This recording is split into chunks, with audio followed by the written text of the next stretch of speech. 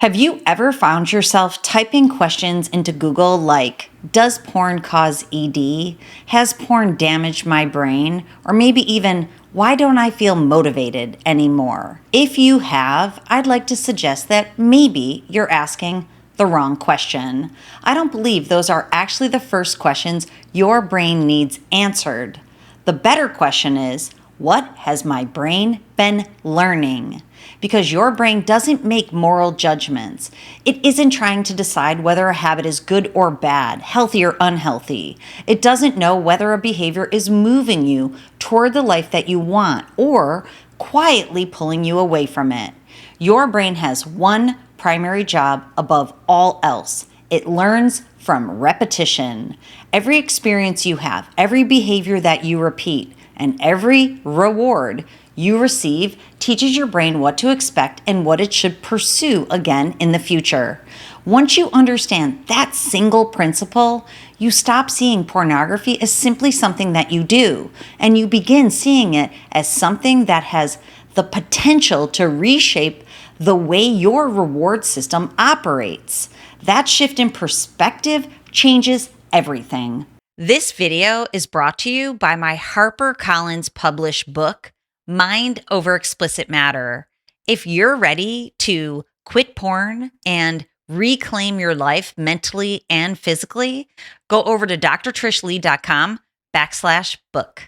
Most people have heard of dopamine, but almost everyone has been given an incomplete definition. You've probably heard it's called the pleasure chemical in the brain, but pleasure is only a small part of its job. Dopamine is much more accurately described as the chemical of anticipation.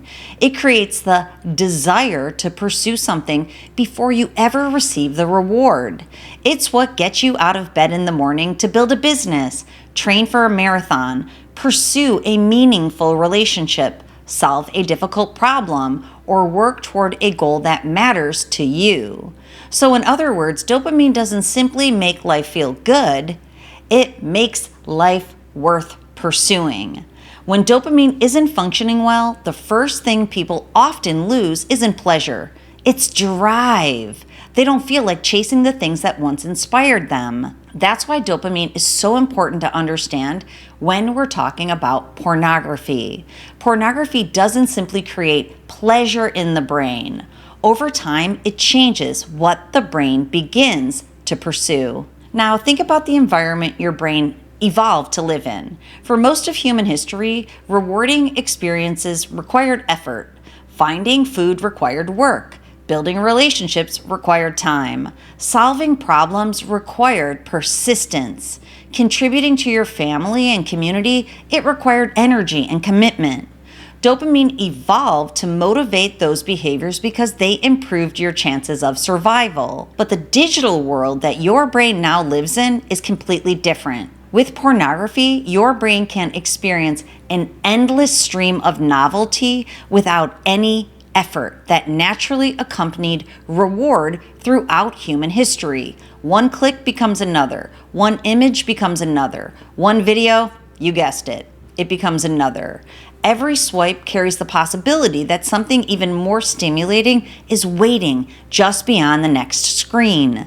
That constant anticipation repeatedly activates the dopamine system in a way it was never designed to experience for hours at a time. This is what I call the dopamine hijack. The reward system itself isn't broken. In fact, it's working exactly the way a healthy brain was designed to work. The problem isn't your brain. The problem is that your modern environment has changed much faster than your brain has had time to evolve. So here's where the neuroscience becomes especially fascinating. Your brain doesn't simply remember that something felt rewarding.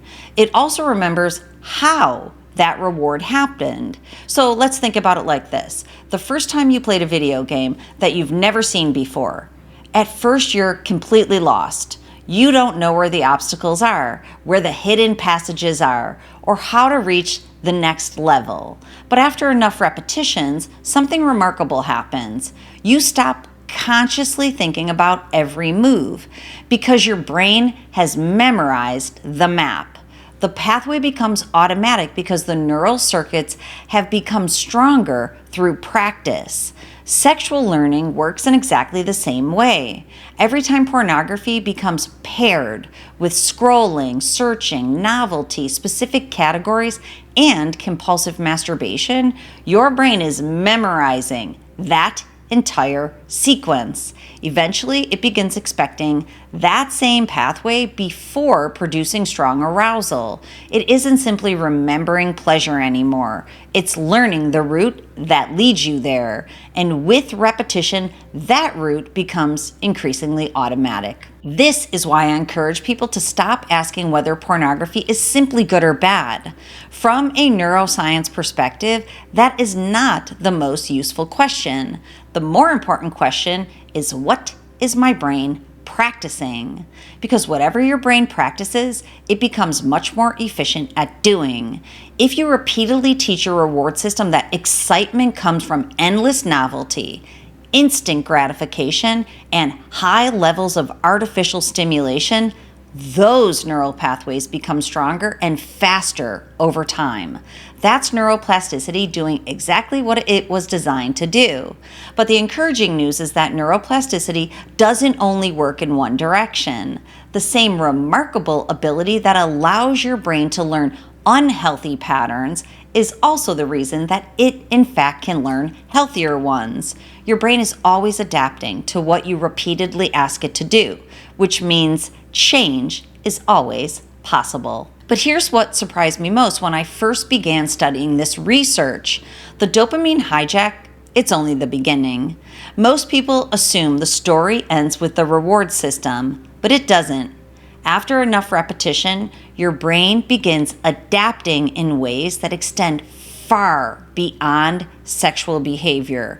Your motivation begins changing, your attention changes, even your ability to experience enjoyment from ordinary everyday life, it can begin to change too. So in other words, your brain doesn't simply become hijacked, it gradually becomes miswired for the modern environment. And once that happens, many people start saying something that doesn't sound like it has anything to do with pornography at all.